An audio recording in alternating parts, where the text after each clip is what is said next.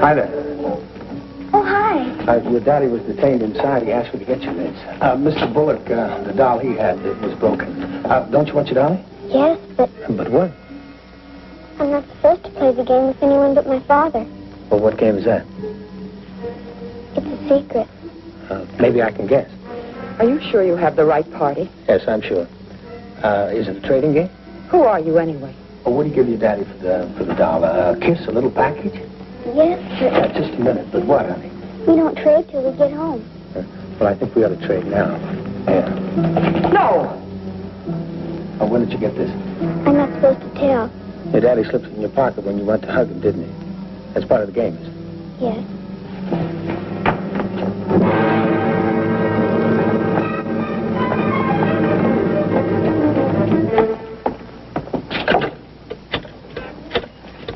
This is Charlie. There's a dame in a nurse's uniform running out to the front entrance. Hold her for questioning. Okay. Well, there you are. Mister, you've just saved the United States government about $10,000 worth of revenue. Oh, he saved a great deal more than that. What do you mean? It just can't be explained in terms of money. Come on, I'll help you make the arrest. Well, you can go home to your Aunt Phoebe now. I can? Now, don't you want it? Of course, but shouldn't I tell my daddy first? Well, I'll see that he knows. Are you a friend of his? I'm a friend of your mother's. Then you're a friend of mine. Bye. Goodbye. Goodbye, Mr. Diamond. And thank you very much. Come on. And she was back where she belonged. The tough part was that one day she'd find out what kind of a guy her old man was. Well, anyway, she'd know something that few women ever learn. That is to beware of a man bearing costly gifts.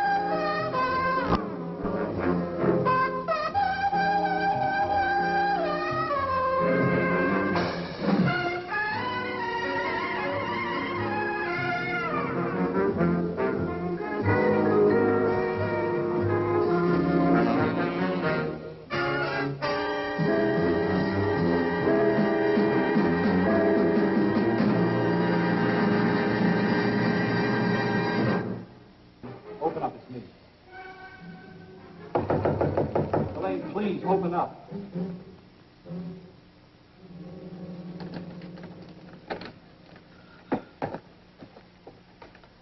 Darling. Darling, it's you. Honey, why did you run away? Why, Elaine? Would you tell me why? Glenn, please take me with you tomorrow. I can't, honey. Please. Honey, please. We've been through this. I'm going to Miami for just a day. I'm going to be tied up in conference every minute of the time. It won't be any fun for you. You'll be much better off here. You still haven't told me why you ran from me in the street. It's nothing. We were walking along and you took off like a greyhound. You seemed frightened. It was nothing, I told you. I have to take my head off. Sorry. Please take me with you, Glenn. You're a strange girl. Sometimes I think I know you, and sometimes I don't. I can pack in 5 minutes. Honey, look, I want my head clear for work. I don't want to have to worry about you bored in a hotel room waiting for me. But I'll be stuck here, too. I don't know anybody in New York. Well, honey, there's so many things to do. Alone? Why are you so terrified of being alone just for a day? When I met you 3 months ago, you lived alone. Well, I had friends in Milwaukee. Honey, something is terribly wrong. And if it's that important to you, I'll postpone my trip. Oh, no. I'm sorry, darling. I was just being feminine and foolish. This is the first time you've had to leave me, and, well, this is a big, unfriendly city. Suppose I get someone to take you out while I'm gone. Who? Well, I'll get a friend, and I promise you, won't be alone while I'm gone.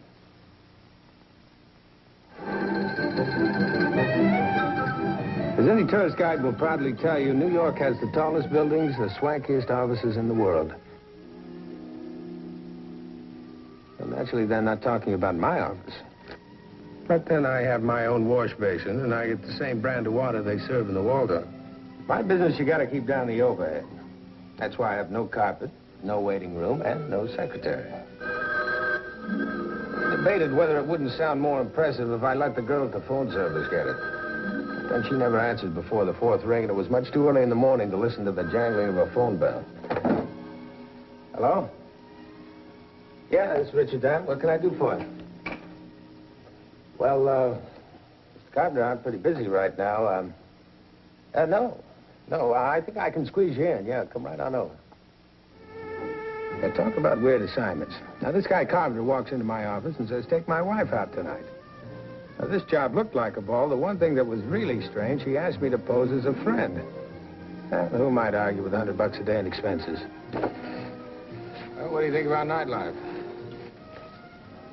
Oh, it's very interesting. There's only one city for me, and this is it. You know what they say, don't you? Every place outside of New York looks like Connecticut. I'm doing all the talking. I'm beginning to hear my own echo. Oh, I'm sorry, Mr. Diamond. I don't talk much. I'm not good company. I'm not complaining. Are you in advertising, too? No, I'm what you might call a counselor in social relations. Well, how long have you known Glenn? Since the war.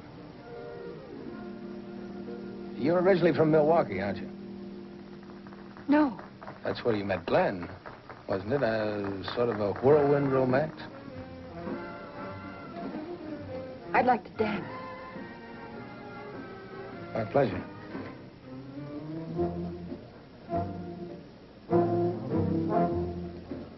I was beginning to feel like a heel accepting money for escorting such an attractive girl. For a moment, the impractical Richard Diamond spoke up in a small, tremulous voice and said, just charge it for the drinks and taxis.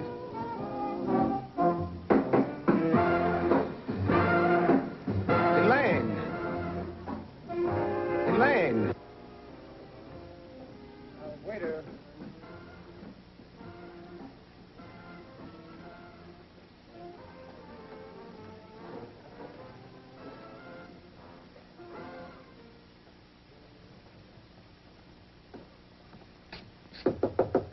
Elaine, this is Diamond. Oh, I'm all right. Really, I had a wonderful evening. Well, now, I promised Glenn I'd look after you. Oh, but you have. It's just that, it's getting late and I'm tired. Now, look, I'll only stay a few minutes, I promise. Scout's on, huh?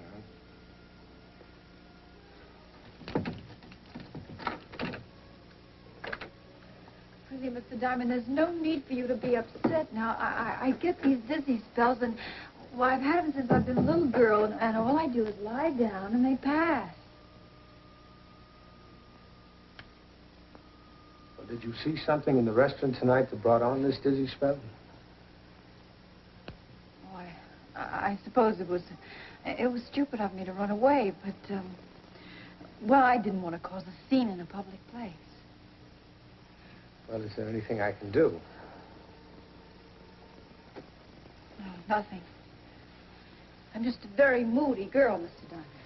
You thought of doing anything about these moods? Like what? Like seeing a doctor? You mean a psychiatrist? That's what you mean, isn't it? Well, no, I didn't say that. Well, that's what you're thinking. You think I should be put away, too. Well, who else thinks that? Oh, I'm so sleepy. I really would like to go to sleep. Okay. You sure you're going to be all right? Don't open the door. Don't let them in. Tell them I went away. Tell who? Don't open the door, please.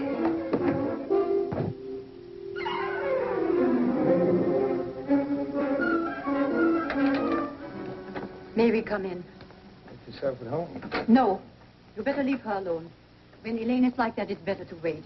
Oh, Elaine is a very sick girl. That's why we are here, Mr. Carpenter. Well, I'm not Mr. Carpenter. Mr. Carpenter's out of town on business. My name is Diamond. I'm a friend of the family. Oh, well, then, perhaps that's even better. One can speak more openly to a friend about such matters. I'm Dr. Tesla. This is my assistant, Dr. Forrest. We operate the Oak Lane Rest Home just outside Chicago. Elaine was our patient until 3 months ago. She disappeared one night. Well, what was she there for? About a year ago, she had a mental breakdown. It was brought on by the tragic death of her parents. They were killed in a plane crash. You see there? Oh, and we have been searching everywhere for her. And then we find out that she has married, and we finally traced her to New York. So you followed us tonight? We wanted to be sure it was Elaine. And it was. She saw you, and then she... And she ran like a frightened child. Mental patients are like that. Sometimes they develop great hostility toward the people who are trying to help them.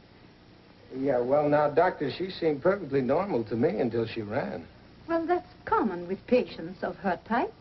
They are lucid for days, months, and then they relapse into depression and melancholia or completely irrational behavior.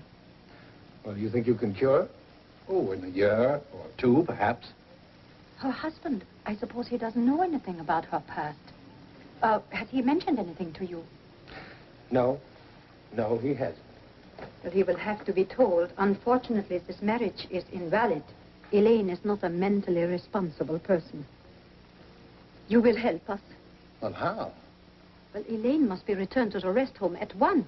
What do you mean, now? Tonight? She shouldn't be left alone. People in her condition can do harm to themselves. She needs professional attention. Well, I understand, Doctor, but I'm afraid you'll have to wait for Mr. Carpenter to come back from Florida. Well, surely he would want her to have the best treatment. Oh, I'm only asking for the sake of the girl. We know how sick she is. Well, Mr. Carpenter will have to decide that. We have the authority to take her back. You'll have to wait for her husband. It may be dangerous to wait. I'm sorry. Come, Emil. We have warned you, Mr. Diamond. It is your responsibility.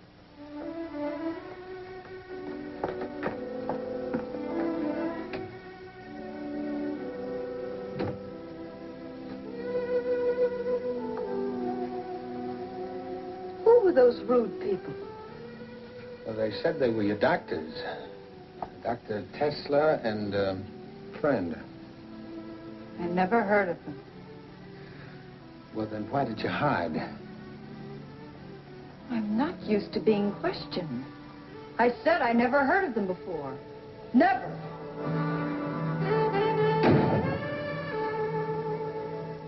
I decided to call Carpenter, tell him what Tesla had said, and hang around until he came home. I didn't want Elaine to know I was calling her husband, so I went downstairs to use the phone in the lobby. Long distance? I'd like to call person to person to Mr. Glenn Carpenter in Miami at the Elgin Hotel.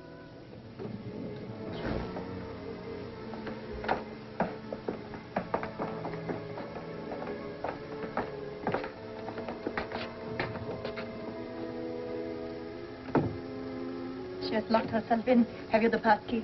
Well, yes, ma'am, but I just can't We give... are Mrs. Carpenter's doctor. She is very ill. She might do violence to herself. Do you want to be held responsible? Well, no, ma'am, but I just can't give... Perhaps this will help you decide. You're the doctors.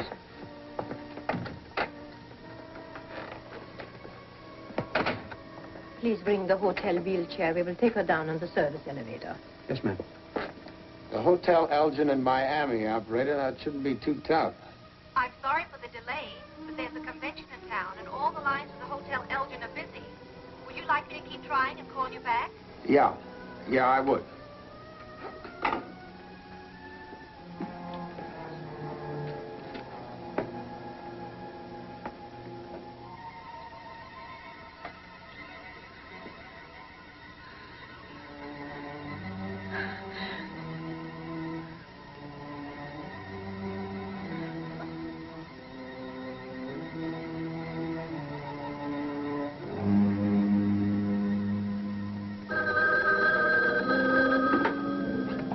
Hello?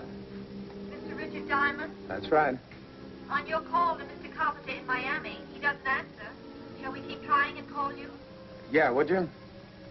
No, don't bother.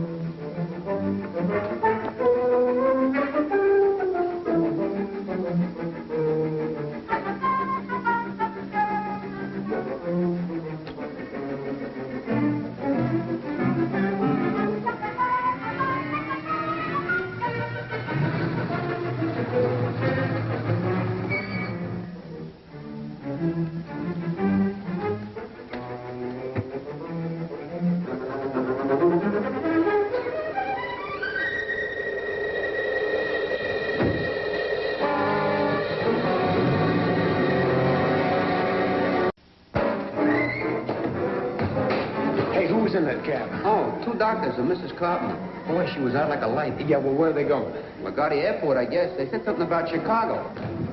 Hey, LaGuardia, huh?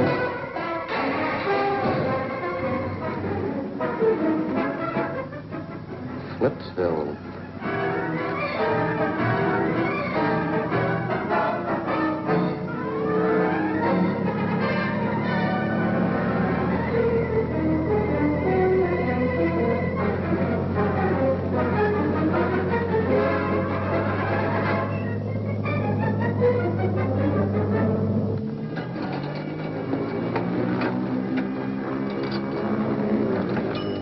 Well, I knew they were headed for Chicago. What I didn't know was whether there really was an Oak Lane rest home.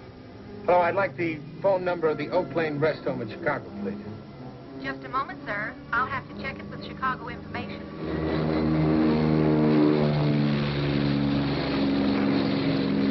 Hello, sir. The number is Whitehall 48598. Would you like me to place the call now? No, thanks, operator. Gotta catch a plane. Bye. By the time you read a magazine and you've managed to get the pretty stewardess's telephone number, they lower the flaps and the plane is banking off Lake Michigan headed for Cicero and 63rd Street. Chicago's a big town, but Dr. Tesla had given me her card, the Oak Lane Rest Home. And since I had no other lead, I decided to check it out. Wait for me.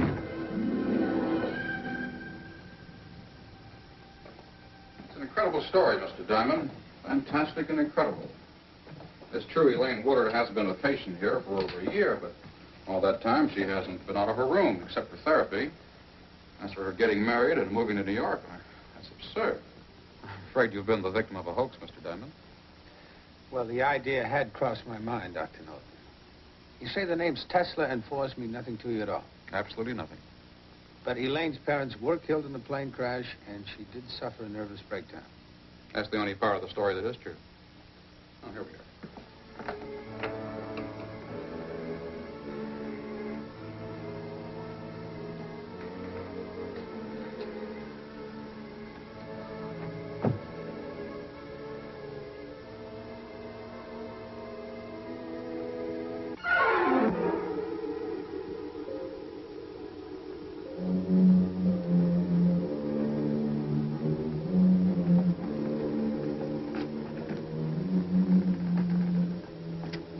Well, Mr. Diamond?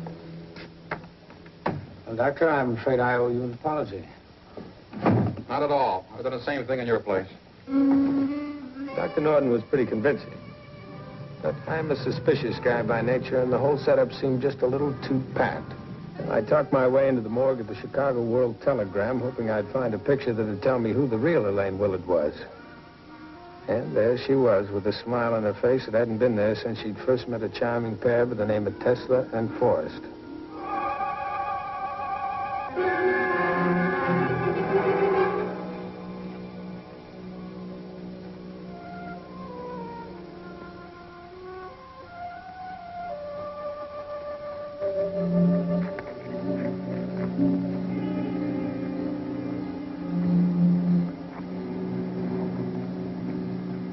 A smart guy would have gone back to New York, told the whole sad story to the girl's husband, and left him carrying the ball. I wasn't smart, I was sore.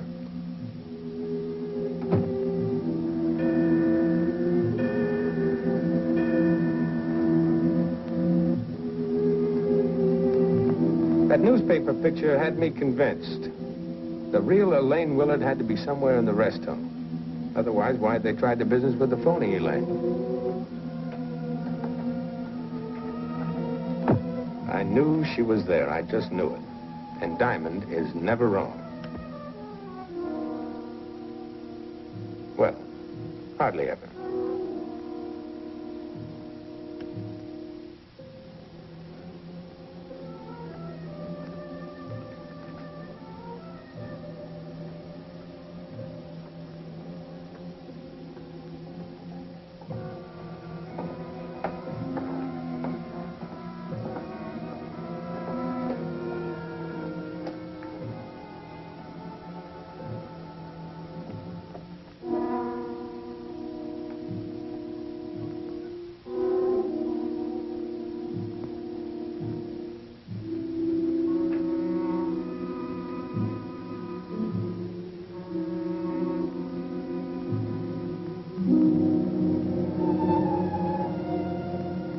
Injection, isn't it? I'll see to it.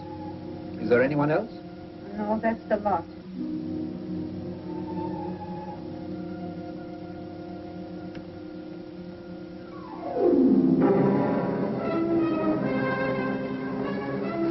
Hey, Elaine, wake up. Come on.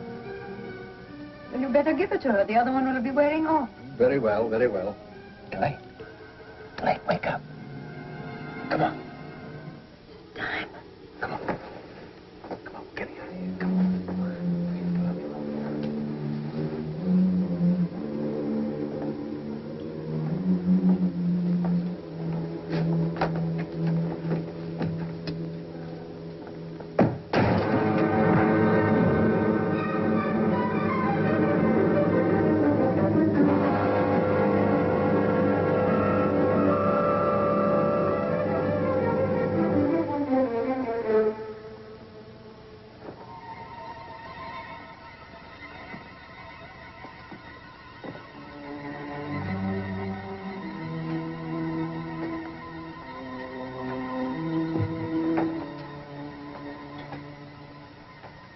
They tried to pass her off as you. Who is she? Another patient. She's been like that as long as I've been here.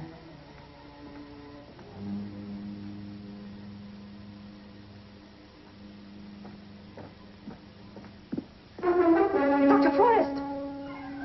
Mr. Willard! Mr. Willard! Mr. Willard, come quickly. Elaine is gone, and Dr. Forrest has been attacked.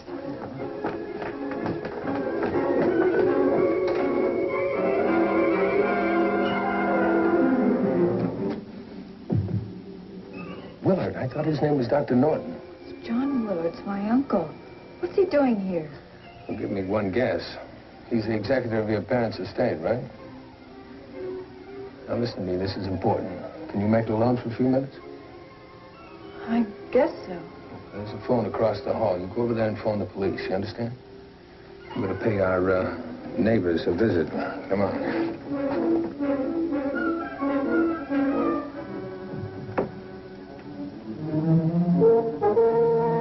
How could you be so careless? If you wanted hoodlums, why didn't you hire them? I didn't see anything till the door opened. Oh, be quiet. I pay you enough to handle things properly. Well, now you won't have to pay any more, Mr. Willard. Is this your usual practice, to slug doctors while they work? Oh, come on, Willard. I'm way ahead of you. Now, Mr. Diamond, this is a family matter, private. So I gathered. But what were you going to do? Keep Elaine here until she really got sick? Then you'd commit her for life, and as her guardian, you'd live off the fat of the estate, huh? I don't know anything about an estate. He hired us to take care of Elaine. We run a respectable place. We are licensed. For kidnapping? He brought her. She was sick. I bet. That's right, Mr. Diamond. I was sick. I did have a nervous breakdown after my parents' death, but I recovered. And now I see that you're still trying to convince me that I'm sick. The only thing the matter with me is that I'm tired. Well, that's all right, honey. You'll get a rest. You just stick with me. And this group, they're going to get a long rest, too. And another kind of rest, huh? Now, stop worrying. He's going to be here in a minute. Well, you don't know how glad I am it's over. This past year has been like a bad dream. You'll have to go to Chicago and testify against those three when the trial comes up. You know, I think you ought to tell Glenn all about it. You don't know how many times I wanted to tell him. And I know it's foolish to be ashamed, but I just couldn't bring myself to tell him I'd had a nervous breakdown. I was afraid I'd lose him. Well, honey. Whoa, I've only been away 24 hours. Hi. Welcome home. You two have fun? Yeah, it was very interesting. By the way, here's my bill. Well, that's all right. She knows all about me. Plane fare to Chicago. Return trip for two. Hey, what is this, a gag? No, it isn't a gag, darling. Now, I'll tell you all about it later. So long, friend. And, anytime you want to leave her in my care, it'd be a pleasure. See ya.